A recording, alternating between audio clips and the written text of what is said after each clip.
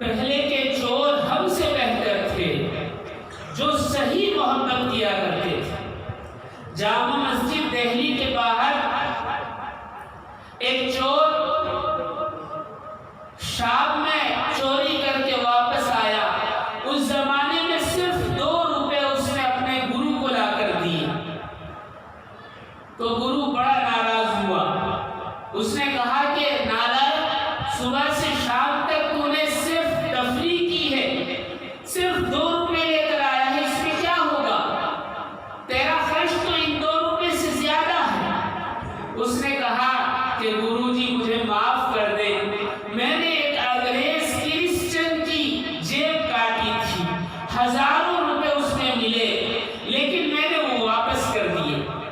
گرو کو اور غصہ آیا، کہا کہ تجھے شرم نہیں آتی؟ اس نے کہا